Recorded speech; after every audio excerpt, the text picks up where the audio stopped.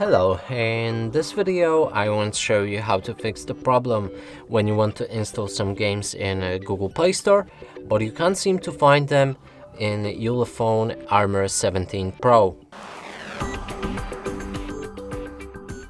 And to do this, first let's open Google Play Store and actually try to find some games. So let's start with Call of Duty. Here we have it, but if we click on the icon, nothing happens.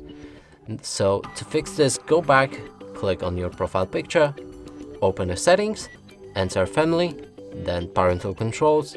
Right here, either disable parental controls entirely or enter apps and games, then insert your PIN code, click on OK, and increase PG to 16 or 18. Make sure to save those settings afterwards and go back. Now if we find the game again, it will be available in the top right here, and we can play or install it. And that's it for this video. Hope you like it. Please consider subscribing to our channel, leave a like and a comment below.